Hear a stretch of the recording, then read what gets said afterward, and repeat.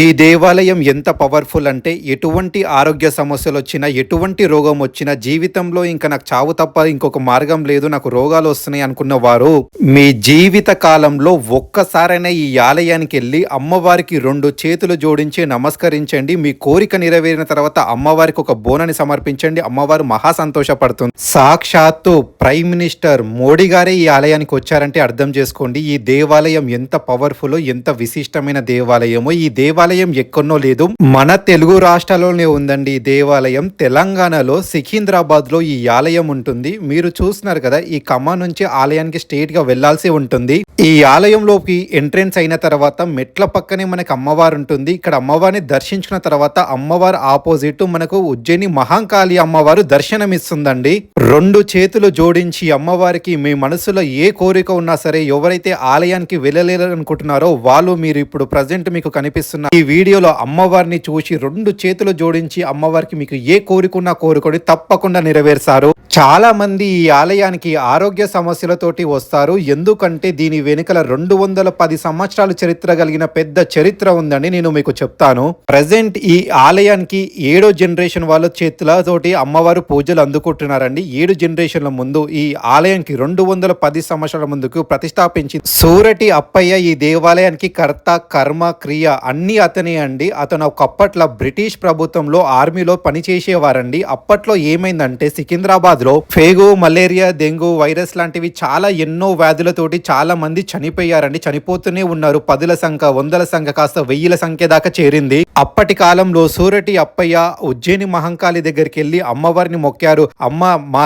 ఏరియాలో కనుక, మా బస్తీలో గనక ఉన్న ప్రతి ఒక్కరికి రోగాలు మొత్తం పోయి మంచి ఆరోగ్యంతో గనక ఉంటే నేను తప్పకుండా నేను అక్కడ ప్రతిష్టాపిస్తానని చెప్పేసి మొక్కుకున్నారు. అతను సెలవులో తిరిగి మళ్ళీ హైదరాబాద్ కి అంటే సికింద్రాబాద్ కి వచ్చిన తర్వాత చూసే చాలా మందికి రోగాలు ఏవైతే ఉన్నాయో అన్ని పోయాయండి. అదే ఈ దేవాలయాన్ని ప్రత్యేకత అని చెప్పాను కదండి. ఎటువంటి రోగమైనా సరే ఈ ఆలయానికి వచ్చి అమ్మవారిని గనక మొక్కుతే తప్పకుండా వెళ్తాయి. తర్వాత ఏం జరిగిందంటే 1813 సంవత్సరంలో సూరటి అప్పయ్య విగ్రహాన్ని ప్రతిష్టాపించారండి ఒక చెక్కతోటి. తర్వాత ఏమైందంటే కాలక్రమేణా నీరు సౌకర్య కోసం ఒక బావి తోపించారండి 1815 సంవత్సరాలు. అప్పుడు తోపించేటప్పుడు ఏమైందంటే మాణిక్యాల దేవి అనేది బయటికి వచ్చింది విగ్రహం. మీరు గనక ఈ ఆలయం చుట్టుముట్టు ఎటు చూసిన నవదుర్గాల దర్శనం కనిపిస్తుంది. మొత్తం బంగారం తోటి పెద్ద దుర్గాదేవి అయితే విగ్రహాలు కనిపిస్తున్నాయి కదండి మీకు. అది మొత్తం బంగారపు రేకుతోటి చేశారు. 1864 సంవత్సరంలో కట్టెతోటి చేసిన విగ్రహాన్ని తీసేసి తర్వాత ఇప్పుడు మీరు ఈ ఆలయంలో ఇంత ముందుకు చూసిన విగ్రహాలు ఉన్నాయి కదా, అవి ప్రతిష్టాపించారండి. ఈ ఆలయానికి వచ్చినప్పుడు దర్శనం చేసుకున్న తర్వాత తీర్థం తీసుకోకుండా పోకండి. తీర్థం తీసుకోవడం వల్ల మీకు ఎటువంటి రోగాలున్నా సరే పోతాయి అని చెప్పేసి ఇక్కడికి వచ్చే భక్తుల నమ్మకం అండి. ఆలయంలో అమ్మవారిని దర్శనం చేసుకున్న తర్వాత మనం పక్కన ఒక రూమ్ ఉంటుందండి. ఆ రూమ్ కు వస్తే మీరు స్టార్టింగ్ లో ఇలా ఉంటుంది, నవదుర్గల పేర్లతోటి ఉంటుంది. ఇది మొత్తం యజ్ఞశాల అండి. నా చిన్న సజెషన్ అండి, మీ వయసు ఎంతనో అన్ని నిమిషాలు ఇక్కడ కూర్చుని ధ్యానం చెయ్యండి. ధ్యానం చేసిన తర్వాత మీరు ముందున్న మహాదేవుడు ఆలయానికి వెళ్ళండి. మీరు చూస్తున్నారు కదండి, ఇక్కడ అమ్మవారికి విశేషమైన హోమాలు చేశారు. నవరాత్రులు అయితే ఈ ఆలయంలో చాలా ఘనంగా చేస్తారండి. అంతకు మించి మన ప్రతి సంవత్సరంలో ఇక్కడ అమ్మవారికి బోనాలు చేశారు చూడండి. తప్పకుండా ప్రతి ఒక్కరు విచ్చేయాలి. జూలై నెలలో జరిగే బోనాలు మాత్రం చాలా విశేషంగా అంటే విశేషంగా చేశారు. మీ జీవిత కాలంలో తప్పకుండా రండి కుటుంబ సభ్యులతోటి ఈ ఆలయానికి. అందరూ చేసే పొరపాటు మీరు చెయ్యకండి. దాదాపు 100 మంది వస్తే 100 మందికి 100 మంది అమ్మవారిని దర్శనం చేసుకుని పోతారు. ఇక్కడ ఉన్న అయ్యవారిని మాత్రం దర్శనం చేసుకోరు. మహాపాపం. అదేంటో తెలియదండి. కొన్ని వేల మంది, లక్షల మంది ఉజ్జయిని మహంకాళిని దర్శించుకుంటారు. పక్కనున్న స్వామివారిని కూడా దర్శించుకోవాలని చెప్పేసి కోరుతున్నాను. ఇక్కడ సిద్ధి వినాయక స్వామి, కార్తికేయ స్వామి వారు ఉంటారు. మీకు ఇంకా పుణ్యంలో భాగం పంచుకోవాలనుకుంటే పక్కనే గోశాల ఉంటుంది. గోశాలలో కొంచెం ఏదైనా దానం చేయండి, సరిపోతుంది. పిడికడు దానం చేసిన మహా గొప్పనే. ఇంత చరిత్ర కలిగిన దేవాలయం, ఇంత గొప్ప దేవాలయం కట్టిన పూజ చేస్తూ వస్తున్న 7 తరాల పేర్లు తెలుసుకుందాం రండి. ఫస్ట్ జనరేషన్ లో వచ్చేసి Surati Appayya, second generation Surati Sanjayya, third generation Surati Lakshmayya, 4th generation Surati Krishnayya, 5th generation Lakshmayya, 6th generation Surati Krishna, 7th generation Kameshwar, ఇంకా వాళ్ళ బ్రదర్ రామేశ్వర్. ఏ పూజలైనా మెయిన్ వీళ్ళ ఆధ్వర్యంలో జరుగుతుందండి. 7th జనరేషన్ వాళ్ళ ఆధ్వర్యంలో.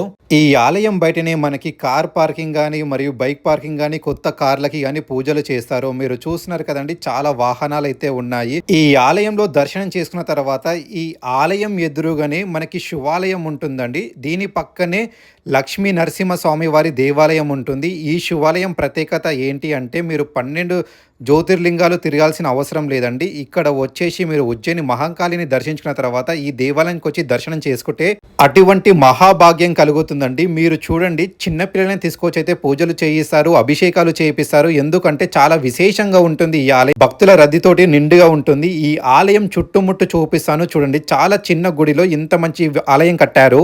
నిత్యం అభిషేకాలతోటి జరుగుతాయండి ఇక్కడ పూజలు. నేను ఒకటి చెప్తున్నాను, సికింద్రాబాద్లో ఉన్నవారు ఈ ఆలయానికి 41 రోజు లేదా 45 రోజులు ఎవ్వరికి చెప్పకుండా రండి. వచ్చేసి ఇక్కడ స్వామివారి మీద ఒక్క రాగి చెంబుతోటి అభిషేకం చెయ్యండి. మీకు 45 రోజుల్లో ఎటువంటి కష్టాలు అప్పులున్నా స్వామివారు చిటికలో మాయం చేస్తారండి. చాలా విశేషమైన ఆలయం. ఈ ఆలయానికి వెళ్ళాలి అంటే మీరు హైదరాబాద్లో కానీ సికింద్రాబాద్లో కానీ లేదా ఇతర ఏ రాష్ట్రాల్లో ఉన్నా మనకి డైరెక్ట్ బస్సెస్ సికింద్రాబాద్కి ఉన్నాయి, లేదా ట్రైన్ సౌకర్యం కూడా ఉంది. నాకు నా ఇంటి నుంచి దాదాపు ఒక 30 రూపాయలు నేను సికింద్రాబాద్కి వెళ్ళానండి. కోటిలో ఉన్న వాళ్ళు కూడా ఈ ఆలయానికి వెళ్ళొచ్చు. దాదాపు 10 నుంచి 15 రూపాయల కంటే ఎక్కువ ఛార్జెస్ పడదు. దయచేసి మన హైదరాబాద్లో, సికింద్రాబాద్లో, తెలంగాణలో లేదా ఆంధ్రలో ఎవరు ఉన్నా సరే ఈ వీడియోని వాళ్ళకి ఫార్వర్డ్ చేయండి. తప్పకుండా మంచి విషయం జరుగుతుందండి. మీకు అమ్మవారి అనుగ్రహం ఒక్కరితోటి అయిపోద్దండి. 10 మందికి తెలియాలి మన చరిత్ర, మన విశిష్టం, మన దేవాలయ గురించి, మన సనాతన ధర్మం గురించి. దయచేసి ఈ వీడియో కింద ఒక కామెంట్, ఒక లైక్ చేయండి. యూట్యూబ్ కొన్ని వేల మందికి తెలియచేస్తుంది ఇక్కడ ఆలయం ఉన్నట్టు. ప్రతి ఒక్కరికి తెలియాలి ఇలాంటి విశేష ఆలయం గురించి. మీరు కామెంట్ చేస్తారని కోరుతున్నాను. చాలా మంది సికింద్రాబాద్కి వచ్చిన తర్వాత మనకు కొంచెం ముందుకు వెళ్తే ఆల్ఫా హోటల్ వస్తుందండి. ఆల్ఫా హోటల్ నుంచి మనకి 8A నంబర్ కానీ 5 నంబర్ బస్సెస్ వస్తాయి. మీరు ఇతర రాష్ట్రాల నుంచి సికింద్రాబాద్ కనుక వస్తే రైల్వే స్టేషన్ ఆపోజిటే చాలా రూమ్స్ ఉంటాయండి. నియర్ 500 రూపీస్, 300 రూపీస్, హాస్టల్లో 150 రూపీస్, 100 రూపీస్ కూడా ఫెసిలిటీస్ ఉంటాయి. ఇక్కడ ఆల్ఫా హోటల్ దగ్గర ఉన్న బస్ స్టాప్లో బస్సు ఎక్కేసి వెళ్ళండి. బాటా బస్ స్టాప్కి టికెట్ తీసుకోండి. దాదాపు 10 రూపాయలు ఛార్జ్ పడుతుంది, అంతకన్నా ఎక్కువ పడదు. బాటా బస్ స్టాప్ కాడ మనకి ఉజ్జయిని మహంకాళి కమాన్ కనిపిస్తుంది. ఇదేనండి ఆ కమాన్. మీకు బాటా బస్ స్టాప్ దగ్గర ఆలయానికి ఎలా వెళ్ళాలని ఎవరికి అడిగినా చెప్తారు. ఈ కమాన్ నుంచి సీదా వెళ్ళండి, లేదా మీకు ఏ రూట్ కన్ఫ్యూజన్ ఉన్నా ఎవరికి అడిగినా చెప్తారు. ఎందుకంటే మీకు చుట్టుముట్టు ఆలయానికి వెళ్ళడానికి దారి మీకు ఆటోమేటిక్గా ఈ కమాన్ లోపలికి వెళ్తే అర్థమవుతుంది. ఆలయానికి వెళ్ళిన తర్వాత అమ్మవారి దగ్గర ఉన్న కింద ప్రతి ఒక్క విగ్రహమూర్తిని చూడడం మర్చిపోకండి, మొక్కండి. ఈ ఆలయం మరో ప్రత్యేకత ఏంటి అంటే మీరు అష్టదశాల శక్తిపీఠాలు గనక దర్శనం చేసుకోకపోతే ఇక్కడ వచ్చి అమ్మవారికి మొక్కుతే ప్రతి ఒక్క శక్తిపీఠాన్ని దర్శించుకున్న దానితోటి సమానం మంది. చాలా మందికి ఉంటుంది అన్ని శక్తిపీఠాలు కవర్ చేయాలి, కనీసం ఇక్కడికి వెళ్ళాలని, కానీ వెళ్ళలేకపోతారు కొన్ని ఆరోగ్య సమస్యలు, వేరే సమస్యల వల్ల. కానీ మీరు ఈ ఆలయానికి వచ్చి ఇక్కడ నుంచి అమ్మవారిని కనుక మొక్కితే మీరు అన్ని శక్తిపీఠాలను మొక్కిన దానితోటి సమానం అని చెప్పేసి ఈ ఆలయానికి అంత ఘన చరిత్ర ఉంది. ఒకటే ఒక బాధాకరణం ఏంటంటే డబ్బులు ఉన్న వాళ్ళు 150 రూపాయలు, 50 రూపాయలు పెట్టి ముందు నుంచి టికెట్ తీసుకొని పోయి అర్చన చేయించుకుంటారు. డబ్బులు లేని వాళ్ళ పరిస్థితి వెనకాల నుంచి చూసి వెళ్ళిపోవాలి. ఇది మహా దరిద్రం అండి. ఏది ఏమైనా కావచ్చు అండి, సనాతన ధర్మం అంటే అందరికీ సమానంగా ఉండాలి. డబ్బులుంటే ముందు నుంచి వెనకాల, లేకపోతే వెనకాల నుంచి దబ్బున వెళ్ళిపోవడం కాదు. ఇది చాలా ఆలయంలో జరుగుతున్నాయి, ఇలాంటి జరగకూడదు. మనకి కంచిలో కామాక్షి టెంపుల్ దగ్గర ఉన్నట్టు ప్రతి టెంపుల్లో అలాగనే రూల్స్ ఉండాలి.